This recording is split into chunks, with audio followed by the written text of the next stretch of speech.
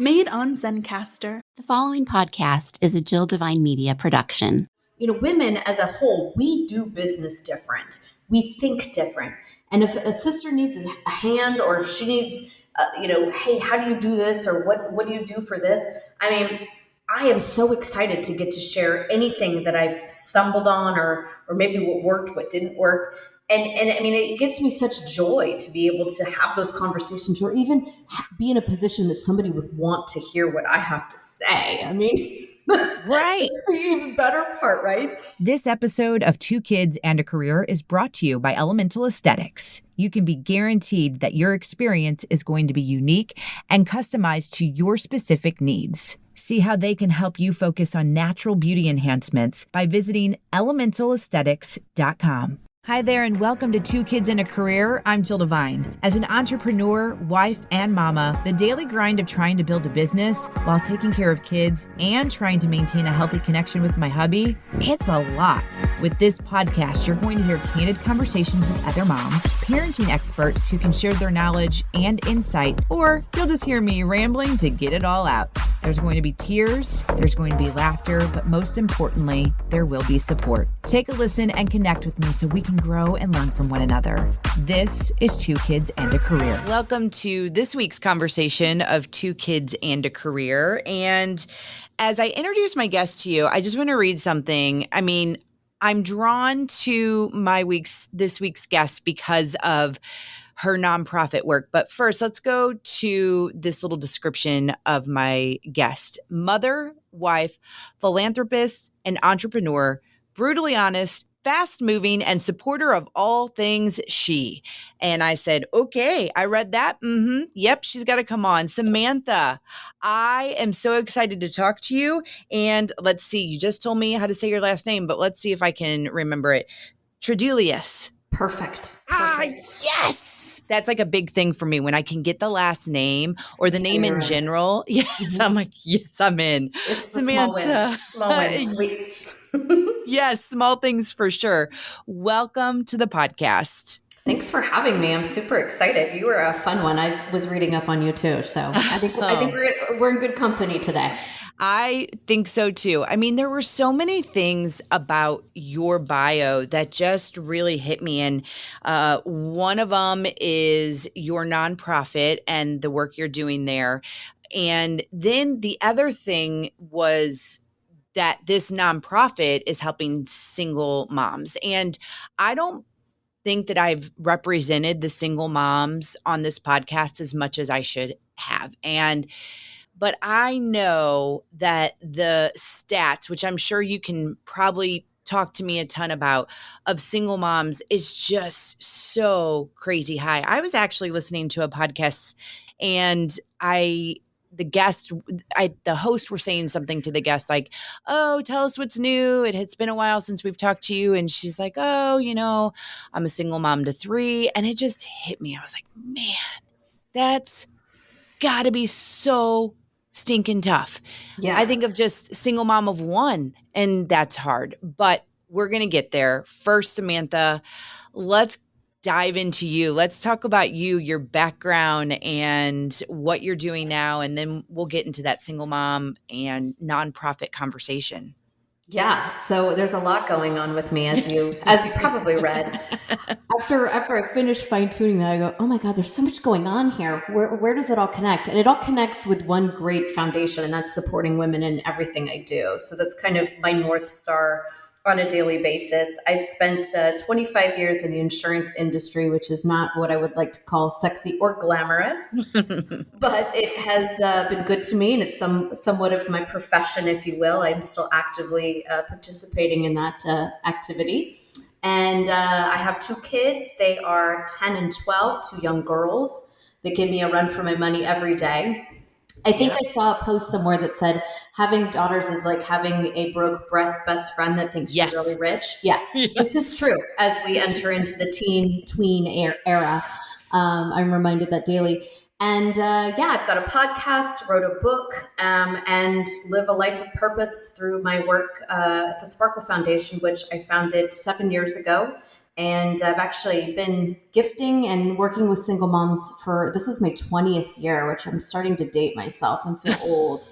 But yeah, I mean, it's a lot of stuff. It's a lot of fun stuff. It's a lot of hard stuff. And it's a lot of stuff that makes me feel good every day waking up doing. All right. Well, let's talk about that journey. 20 years ago, you said that you started working with helping single moms. Why? My grandma was a single mom in the 50s, raising my dad, my aunt, and my uncle. And it was really interesting because growing up, I would always hear these crazy stories about how they were raised and how, my dad and my aunt were really involved with roller skating. And like my grandma would work 3 jobs and sew all the costumes, and they would work at the ice or the roller rink to be able to afford it. And, just things like that. And so when I became of age, I was in my 20s and I just started in insurance, and I was like, there's got to be something out there that like I could do and help the world be a better place. So I started sniffing around at nonprofits, and what I was finding was more times than not that a lot of these organizations were not as transparent as what I wanted, even at a young age. Let's say at $100 to donate, that I was finding that like $80 of that 100 was not going to what I thought it was. And it really bothered me at a young age. So I thought, I'll just go do it myself. Yep. So I started doing some research, and I actually found the Dear Santa program, which was put on through the post office. And I lived in LA at the time. And so you could go to their major hub where they had all the letters that kids would write to Santa, and they would sort them into areas of need through the different communities. And you could go in there and they'd take your fingerprints and a copy of your ID and like run a background check, because you were literally going to get a letter with somebody's address on it. Oh. And they would let you in this room and there would be like barrels of letters. I mean, thousands of them. And so the first time I went in there, I sat there and I started reading these letters, and, each one was worse than the one I read before.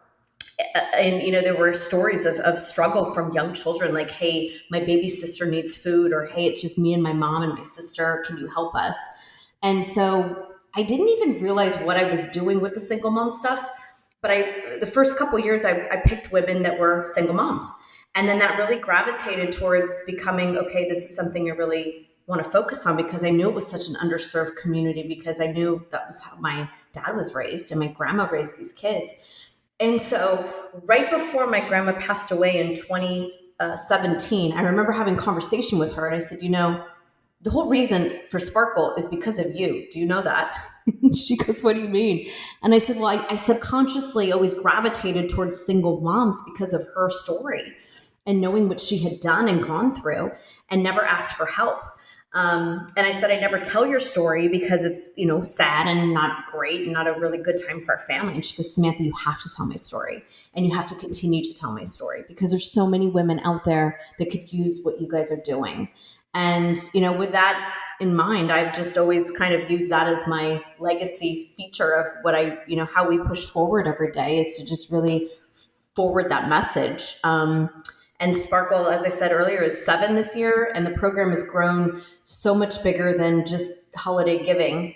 We do enrichment scholarships throughout the year, backpacks in the fall. We'll do 5,000 bags this year. We do microloans for single moms that want to start or grow their businesses. And we now have 3 chapters. We have the Bay Area, Sacramento, and also Los Angeles. So we've grown. We've grown a lot. Well, it's weird because you don't want to celebrate the growth because of the reason, but you want to celebrate the growth because of the reason. And that's what's hard. I mean, that's so hard when it comes to those in need. You wish there wasn't a need, but there is. And so you're doing something about it. And I was thinking too, when you were talking, like, single moms come in so many different variations, whether or not it is a family that, mom and dad were married, they had kids, all was fine, and something tragic happened to the father. There could be situations where it's not a tragic, it's just a normal split. There could be situations where it's a single mom who dad was never in the picture. And that's the thing, is I think sometimes we might make assumptions on where these individuals are based on their needs, and we cannot do that. No. And these women are women that you would never think are these women, because here's the thing that's really great about women: we don't ask for help. Whether No. we're single or attached, we are the last ones to ask for help because it's our nature. We can do everything, right? And so you take a single mom and maybe she's able to pay rent and put food on the table, but now her son or daughter wants to play basketball and it's $700, and it's like her car needs to get fixed, or somebody needs new shoes and there's just no extra money. That's where we can come in and really plug that hole for her, and that's where we've been really effective.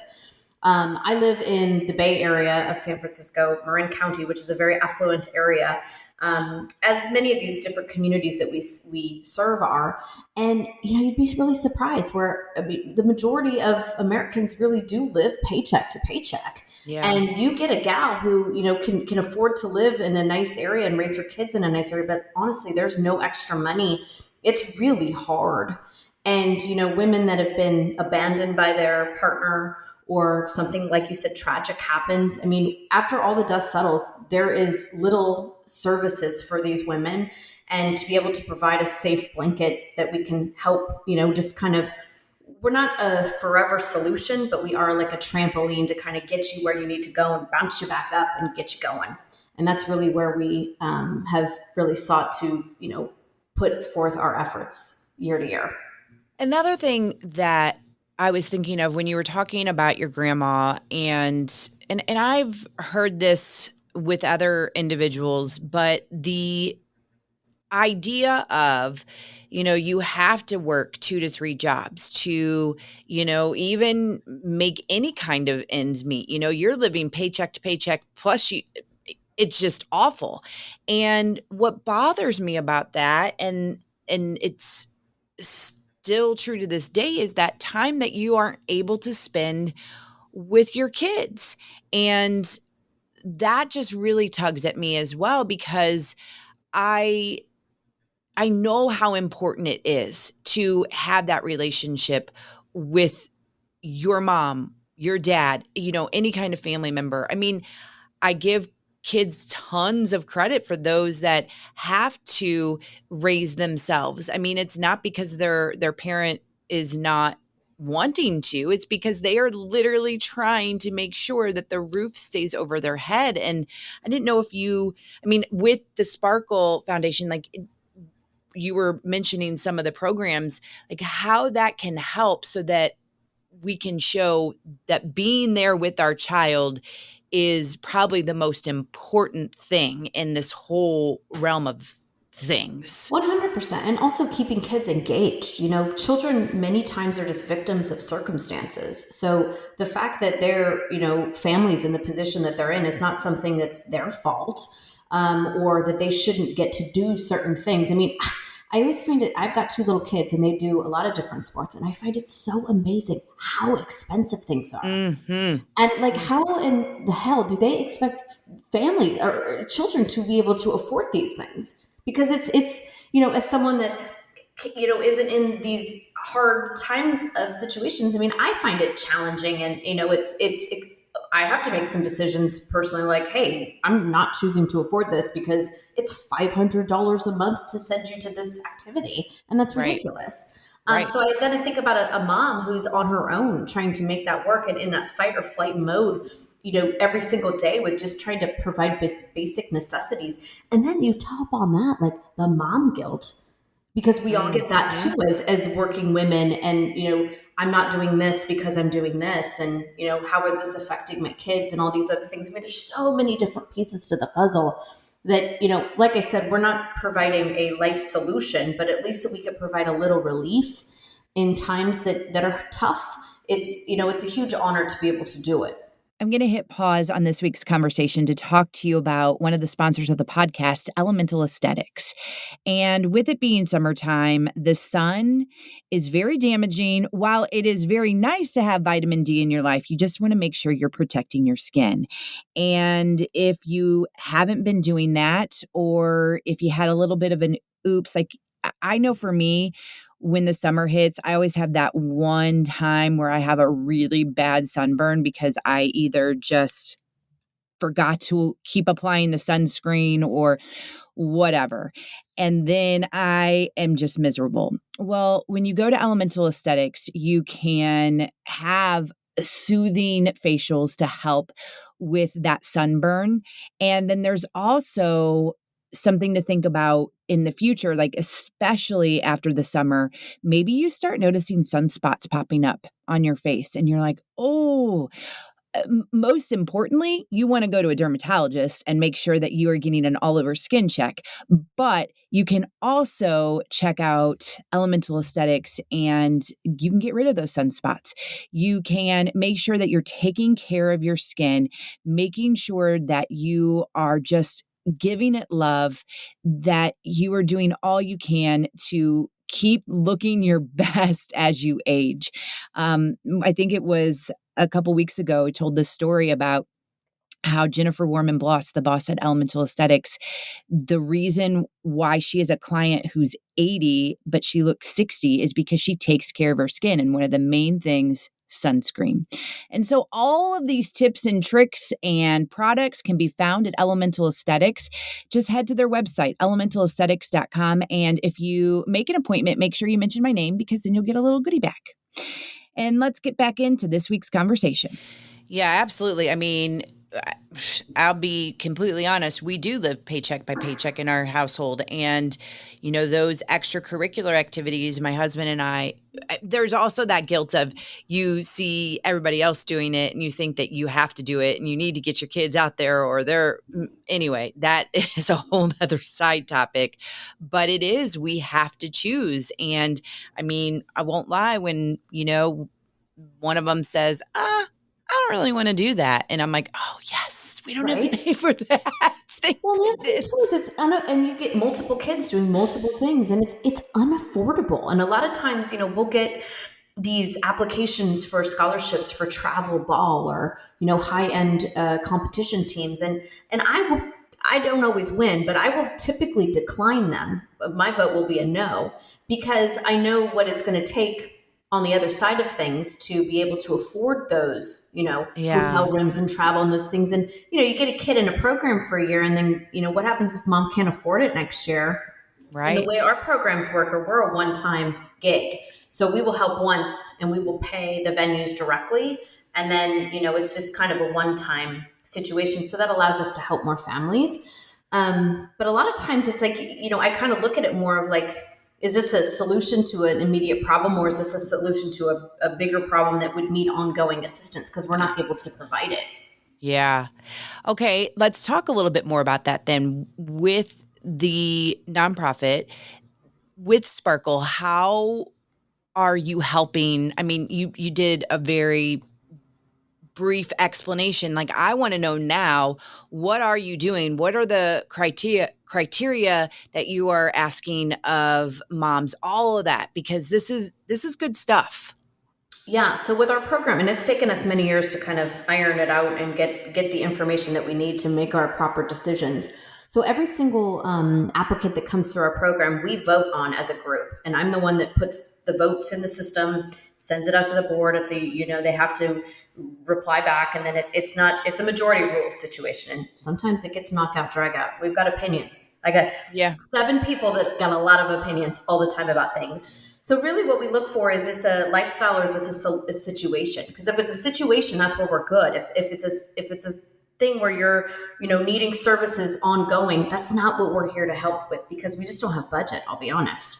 So what we do is if it's an enrichment scholarship, our intake is very simple. Tell us the story. Tell us why this program is important to your son or daughter. Tell us how we can be helpful. Tell us the cost and tell us, a little bit of backstory about, the who, what, when, where, why.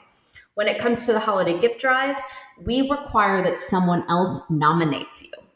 And we do that because in the past, when we just had it open to everybody, we found that a lot of times the applicants, they weren't really giving us the gritty, the storyline about why they needed we'd get an intake for Christmas. It says, I need help for Christmas. Well, hey girl, we all do, right? Right.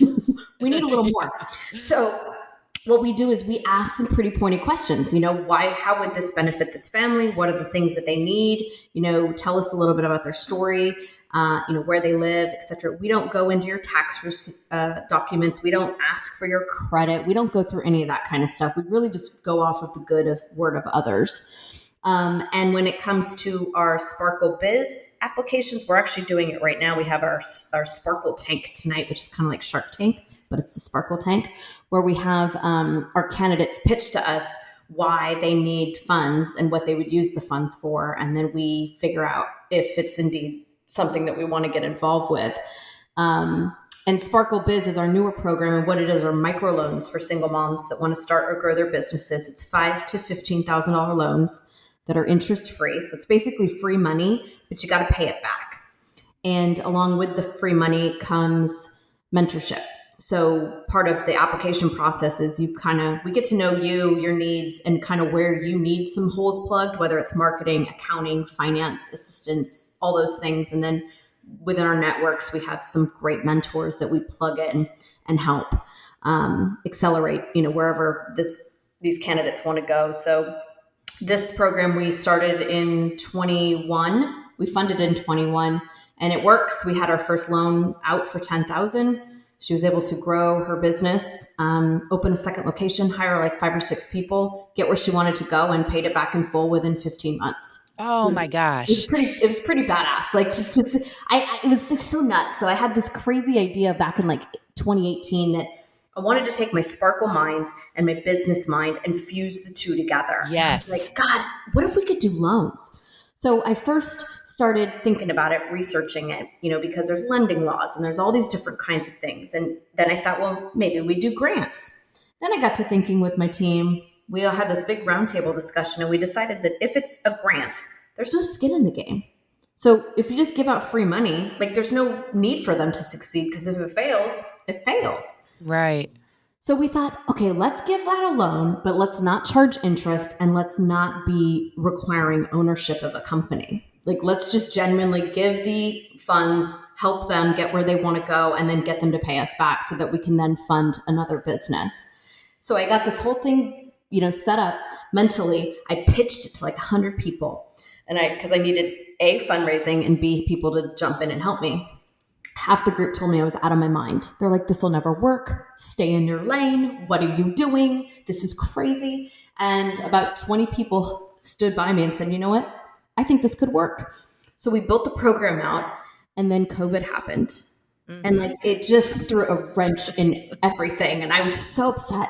I was turning 40 at the end of 2020. And I was like, no, I'm going to get this thing off the ground. So I started a fundraiser on Facebook, $40 for my 40th birthday.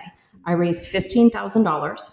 And with that money, we started the Sparkle Biz Fund. And now we're ready to loan out our second round of funding, which is really cool.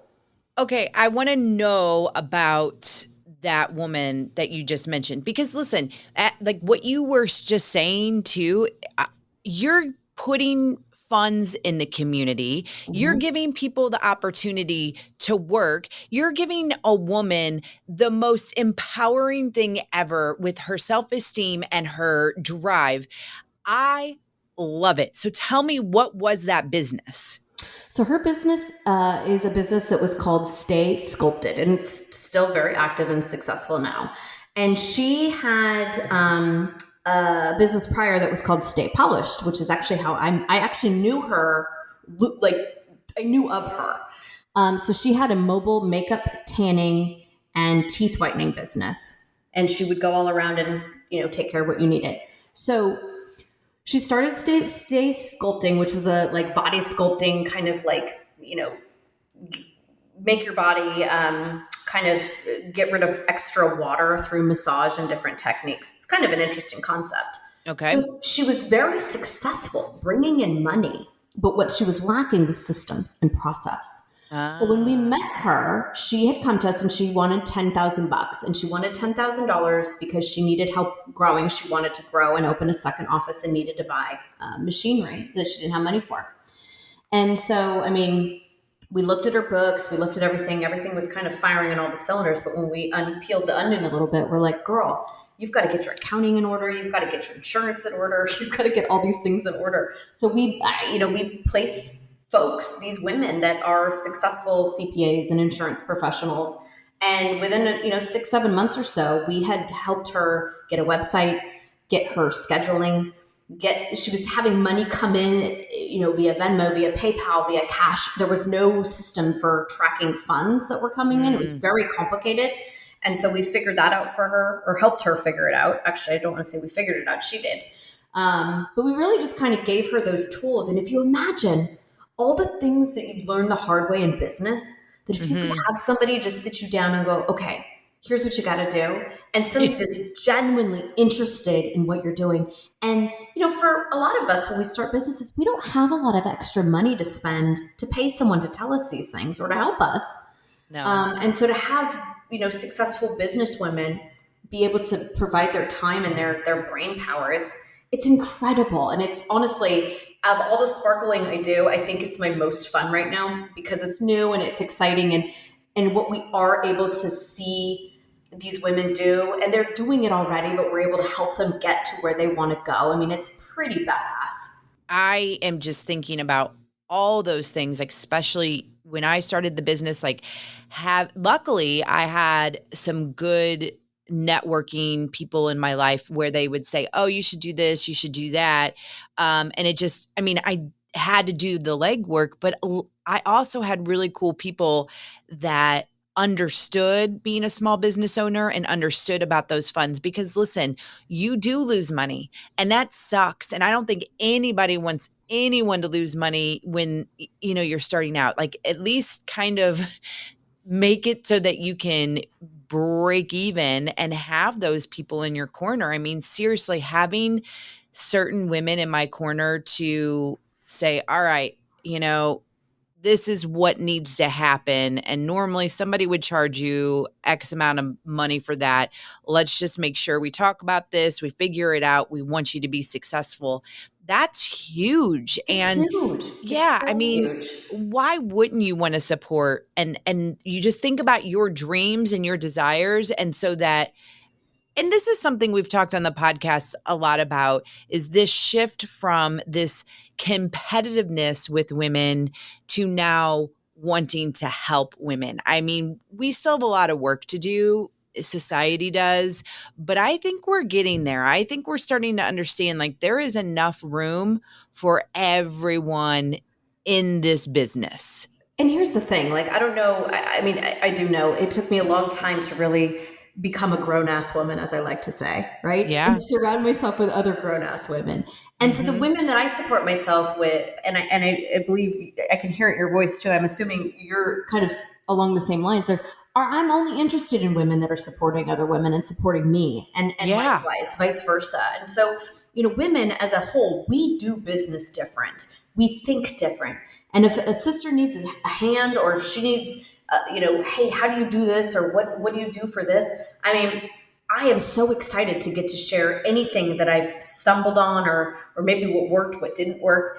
And I mean, it gives me such joy to be able to have those conversations or even be in a position that somebody would want to hear what I have to say. I mean, that's the even better part, right? Because I've made so many mistakes, and not just in this nonprofit space, but in my insurance business space. I mean, life is about making mistakes and learning and picking up and growing from them. And I think that's the beauty of the journey of life and doing it together, locking arms with other women it's incredible. And I think the coolest part is watching women help other women and be kind of a facilitator of it. I kind of sit back and I let them roll and go and have their own meetings and do their own things. And it really gives a sense of being to each individual person involved. And I think that part of it for me is the most gratifying. Not just what we're doing and the money and all the things, but the opportunity that it's giving for others to help other people, because that I think is the greatest gift of all. Yes. And you have those conversations with other women and all of a sudden you're like, oh, well, I didn't think about that. I was here to help you, but then you just helped me. And then it's just a beautiful cycle that keeps going and going. Exactly. And we all have it in us. And it's just when you turn the dial a smidge, in one direction, what you're able to project and amplify and get out there is incredible. Oh my gosh. I can just hear it in your voice too. And I absolutely love it. Okay. As we start to wrap things up, I just want to make sure that we're getting all of your information out to others. Here's the thing. I mean, I know that you probably would love world domination with the Sparkle Foundation, but is there an opportunity for this to go out of the Bay Area? Sure. And one of my big pie in the sky dreams is to have Sparkle chapters everywhere because every major city has single moms. The hardest part with anything is getting boots on the ground. Yeah. And one of the things I didn't mention, but the reason I started this, going back to what I had said originally about researching charities, was 100% of every single dollar that the foundation gets goes right back out into the community. So we don't have any paid staff.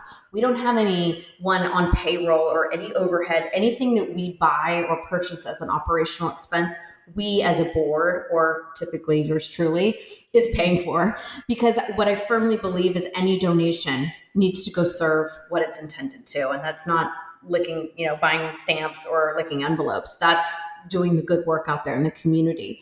So that in mind, it's really challenging to find individuals that are, willing to step up at the level that we're doing, and not get paid for it.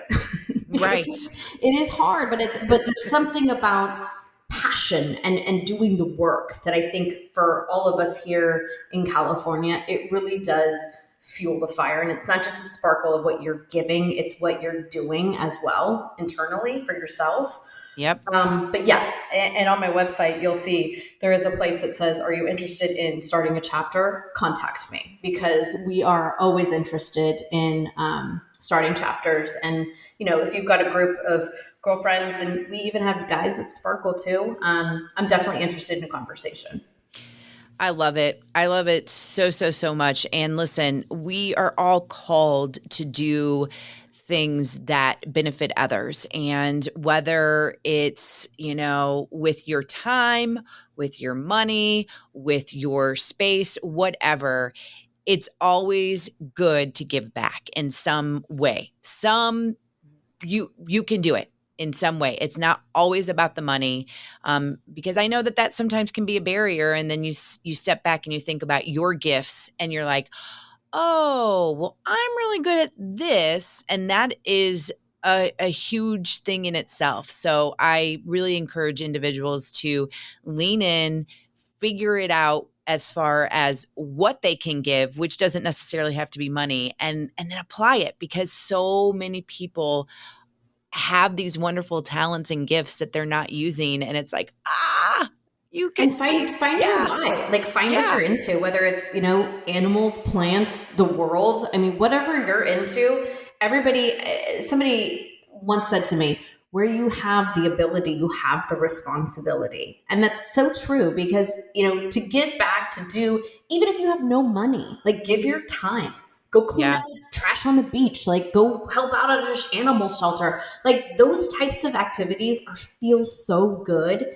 And to be able to do good it's a feeling I can't even describe, because it's infectious and it fills your whole body and soul with goodness. And I wish more people would do it, because it really is, it's like the greatest high of all. It is. It really is. Okay, so Samantha, let's go ahead and give out all the contact info. I will have it also linked on the show notes at jilldevine.com, but give all the goods out. I've got it really easy, Jill. Are you ready? It's yes. muchfordelius.com. It's my first last name.com. There you can find drop downs for Sparkle, drop downs for anything me. I've got a monthly blog that I do focusing on 3 lady brands, which are female-owned companies making things for us girls, that I blog about each month. Don't get paid to talk about it. Just really love supporting women-owned businesses.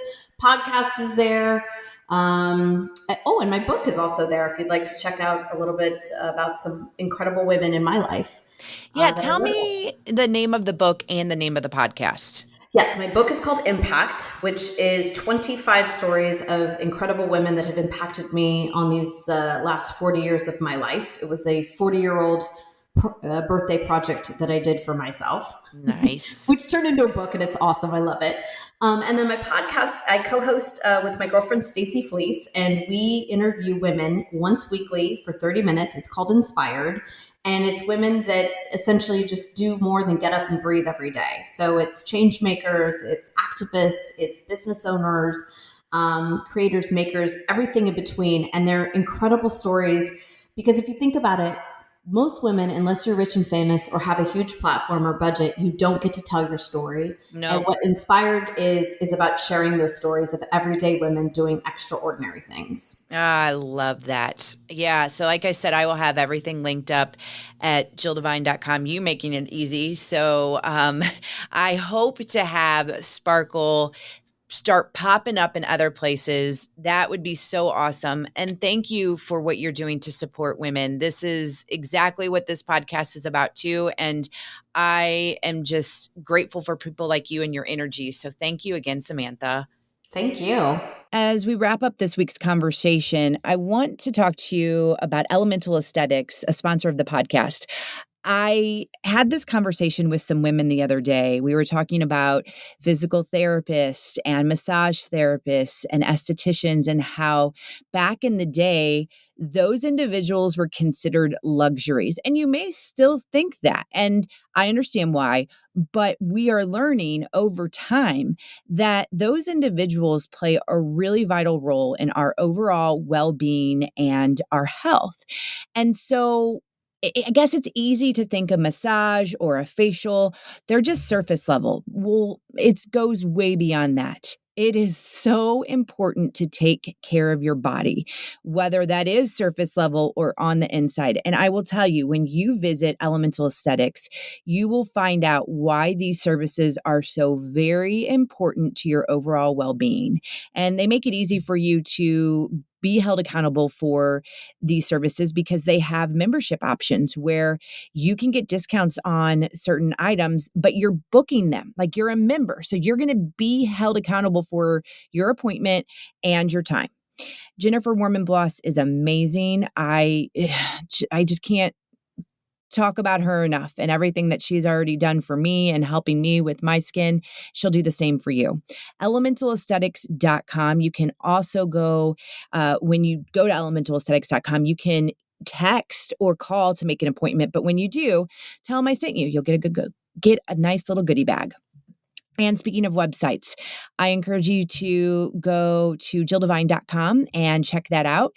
That's where you will find every single episode of Two Kids in a Career and some blogs. I've got some summer recipes there, all kinds of good stuff. Again, that's jilldevine.com. Thank you so much for your support of Two Kids and a Career.